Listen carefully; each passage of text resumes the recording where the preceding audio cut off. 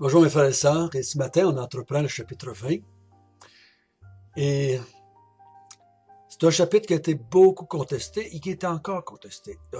L'Église a deux opinions bien différentes, peut-être plus, là, mais au moins deux opinions bien différentes sur ce texte-là. Mais nous allons commencer par la prière et ensuite ça nous allons regarder notre texte. Notre Père du ciel, tu sais à quel point l'Église s'est, si je peux dire avec bon québécois, s'est ostinée là-dessus. C'est battu, c'est engueulé presque là-dessus. J'ai vu des églises se diviser sur ce chapitre-là. Il y a des différentes façons de penser doctrinalement parlant par rapport à ce texte-là. Seigneur, j'aimerais que tu puisses nous aider à comprendre la vérité centrale et, encore une fois, essayer de te voir derrière cela. De comprendre. Parce que le but, comme n'importe quel texte, c'est de te voir, toi, c'est de connaître Dieu et celui qui était envoyé, Jésus. Donc, aide-nous ce matin à te voir par ton Esprit Saint qui habite en nous. Amen. Nous avons vu la destruction dans le chapitre 17 et 18 de la grande prostituée. Nous avons vu au chapitre 19 la destruction de la première bête. Et on a vu à la fin du chapitre 19 la première bête et la deuxième bête, ou le faux prophète, ou la grande prostituée, ou la grande Babylone, qui sont des synonymes, je crois. Et ont été mis ces deux-là dans le feu de soufre et de mort, dans ce qu'on appelle l'enfer. Et ce matin, nous allons voir le dragon, Satan, qui va lui aussi les rejoindre. Et on va regarder ça ensemble, si vous voulez bien. On va lire chapitre 20, verset 1. Puis j'ai vu descendre du ciel un ange qui avait la clé de l'abîme et une grande chaîne dans sa main. Il saisit le dragon, le serpent ancien, qui est le diable et Satan, et il le lia pour 1000 ans. Il le jeta dans l'abîme, ferma et scella l'entrée au-dessus de lui, afin qu'il ne séduise plus les nations, jusqu'à ce que les 1000 ans soient accomplis. Après cela, il faut qu'il soit délié pour un peu de temps. Et je vis des trônes, et à ceux qui s'y assirent fut donné le pouvoir de juger.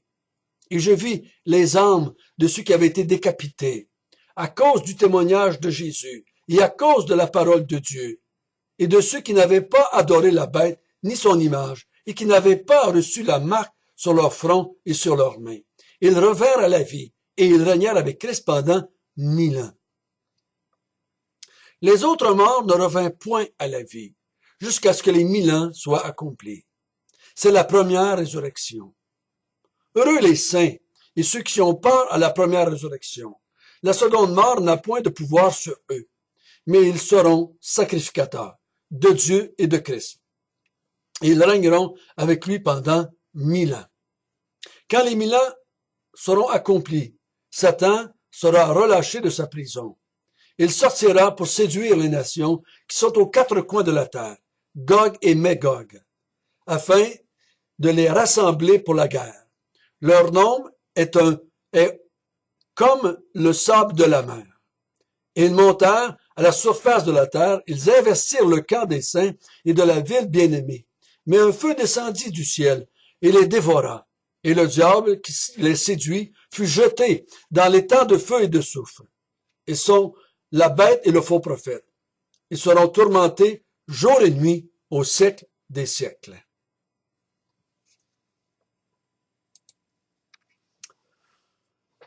Texte pas tellement facile à comprendre.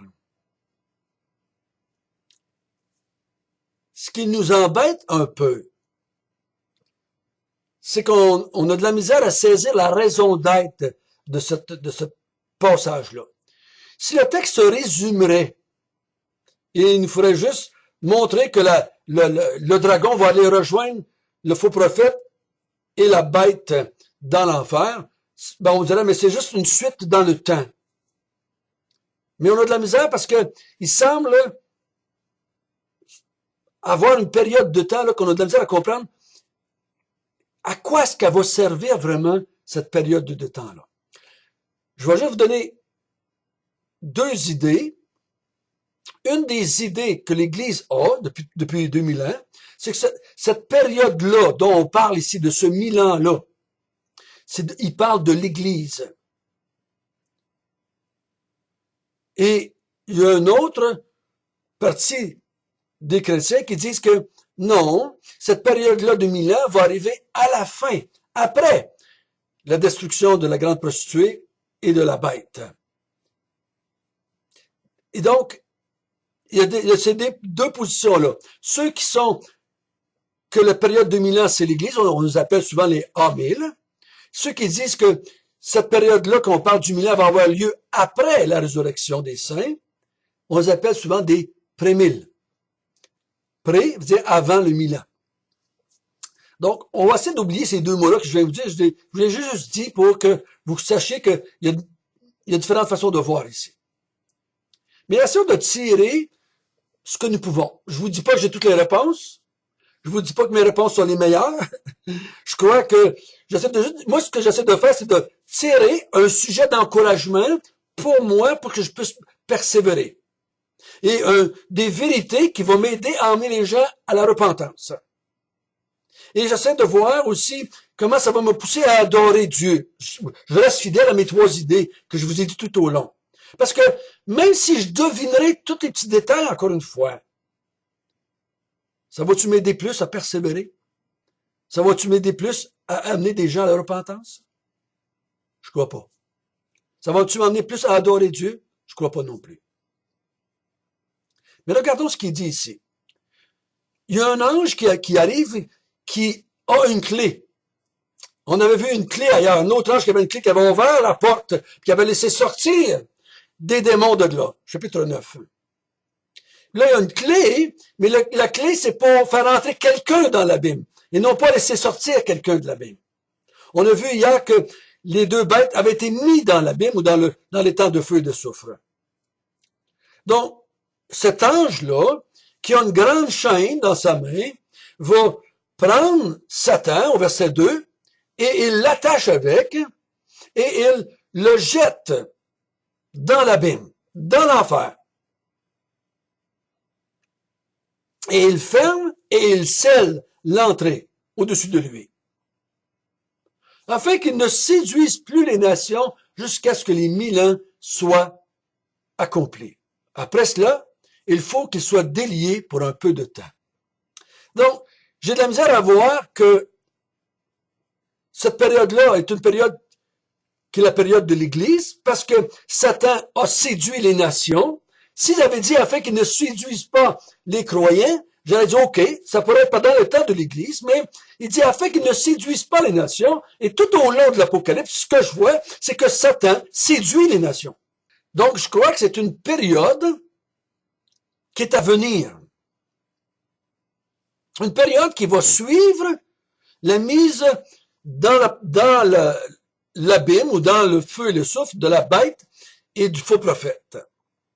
Donc, ça vient après. Je crois que c'est à venir. Ça va durer 1000 ans. Et c'est là que on dit, mais pourquoi 1000 ans? Qu'est-ce qui va se passer pendant ce 1000 ans-là? On n'a aucune idée. J'ai essayé de lire ceux qui enseignent des choses par rapport à cela. Je n'ai pas vu dans l'Ancien Testament, je n'ai pas vu dans le Nouveau Testament. Les textes qu'on emploie pour démontrer, dans ma tête, c'est pas clair qu'on parle de ce temps-là. Mais il y a un temps où est-ce que Satan va être lié afin de ne pas séduire les nations. Et je me dis, mais de quelle nation parle-t-il?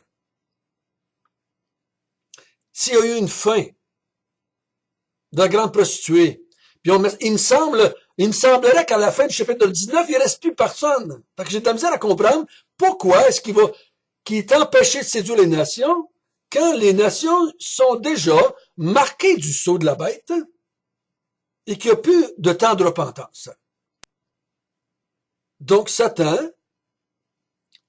ne peut pas séduire les nations pendant cette période-là de 1000 ans. Puis il va rester là, dans cette place-là, dans l'abîme, jusqu'à temps que les 1000 ans soient accomplis. Ou de ce temps-là. Si on veut croire que c'est 1000 ans de 365 jours, c'est correct. Mais il y a un temps, là. On a vu souvent que les chiffres étaient symboliques. Peut-être que celui-là aussi est symbolique. Au verset 4, c'est marqué « J'ai vu des trônes » et il y a beaucoup de monde assis pour le jugement. Et j'ai vu les âmes de ceux qui avaient été décapités. Donc, ils voient les chrétiens qui sont morts depuis toujours, je dirais, depuis tout le temps de l'Église, ceux qui ont été décapités, ceux qui sont morts, ceux qui ont été martyrisés à cause de l'Évangile, à cause du témoignage de Jésus, à cause de la parole de Dieu, ceux qui n'avaient pas adoré la bête, ceux qui n'ont pas pris son image, ceux qui n'avaient pas reçu la marque sur le front et sur la main, revinrent à la vie. Donc, pendant cette période-là de 1000 ans, ce temps-là, du moins, il y a une chose qu'on est sûr qui va arriver. C'est la résurrection des saints. Ça va venir, il semble, au début de cette période-là de 1000 ans.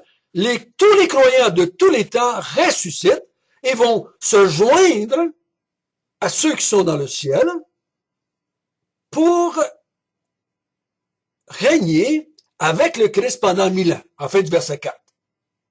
Donc, pendant cette période de 1000 ans-là, il y a une chose qui est sûre, c'est que les chrétiens de tous les temps qui sont morts pour la foi, ceux qui sont morts à cause du... Il n'y a pas juste les martyrs ici, je crois que c'est tous les chrétiens qui ressuscitent et vont se joindre à Christ.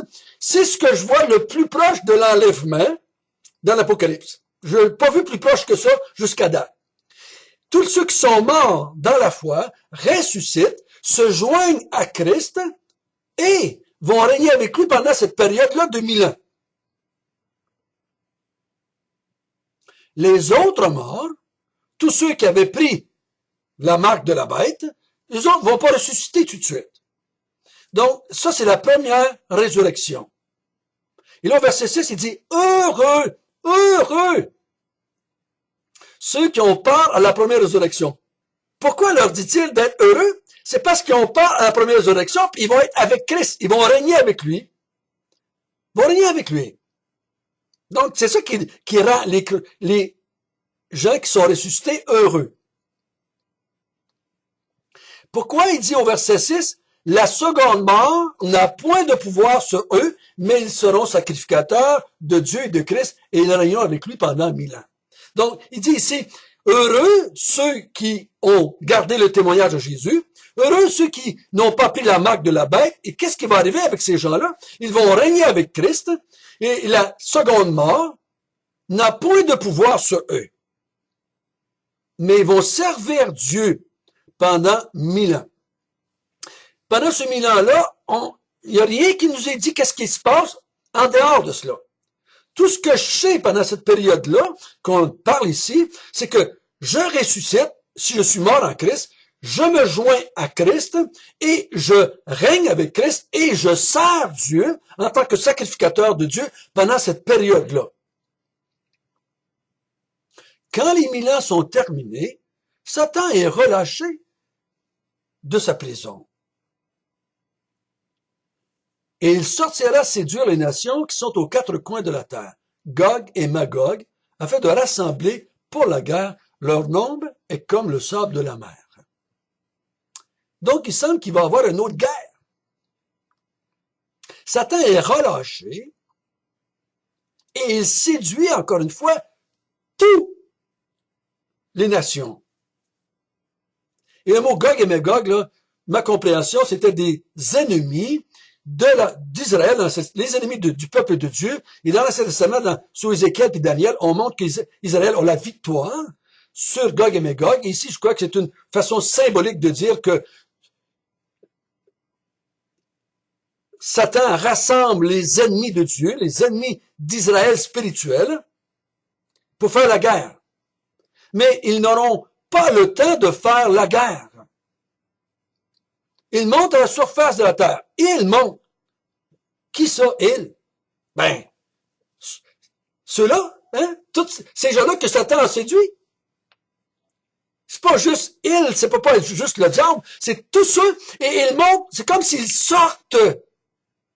C'est comme s'ils sortiraient de l'enfer ou du séjour des morts.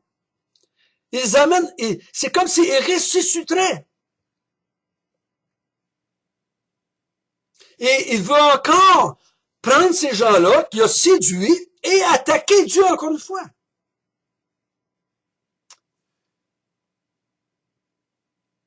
Mais Dieu ne les laisse pas faire. Le feu descendit du ciel et les dévora.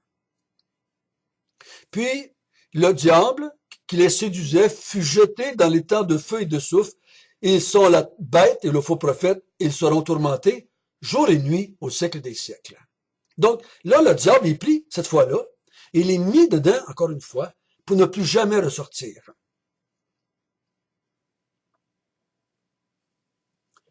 Moi, je crois que cette période-là de 1000 ans ici, et ce n'est pas un temps pour certains qui pensent que ça va être le temps où que des gens vont encore se convertir, puis qu'on va vivre vieux sur la terre, puis il va y avoir du monde encore qui vont se joindre au peuple de Dieu, puis finalement, les chrétiens sont encore sur la terre, puis le plus simple pour moi, c'est de croire qu'il y a une période de temps, là, qui, pour moi, peut être très symbolique. Où est-ce que les croyants vont ressusciter, vont se joindre à Christ, pour régner avec lui, pour servir Dieu. Satan est relâché après cette période de temps-là, et il sort de l'abîme, il sort de son monde, il vient sur la terre avec son armée de démons, armée d'hommes et de femmes qui ont été séduites par lui. Il vient encore pour venir attaquer Dieu et son monde à lui, Christ et son monde, mais Dieu les empêche de le faire. Satan est pris et mis dans l'enfer pour toujours. Et là, on va voir par la suite le jugement. Je crois que cette période-là ici, c'est pour la résurrection des croyants et des non-croyants. Et tous les deux, à la fin de cette période-là, vont subir le grand jugement du trône blanc qu'on va voir ensemble la prochaine fois. Donc, je ne fais pas un gros plat, si vous me permettez. Je ne veux pas ici manquer de respect à la parole de Dieu, mais je ne fais pas un gros plat de la période de 1000 ans, mais de ce qui va se passer là, de ce que je vois dans le texte ici. Ma résurrection,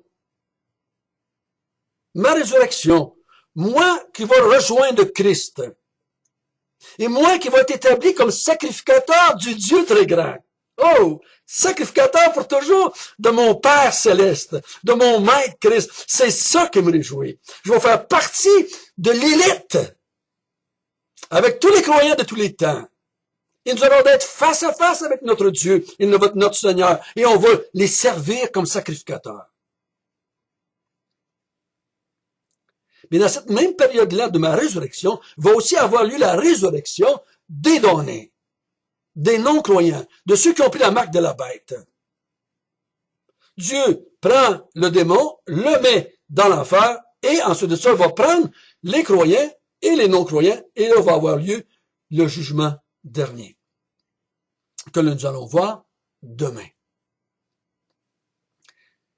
C'est très stimulant pour nous de persévérer comme cela. C'est très stimulant.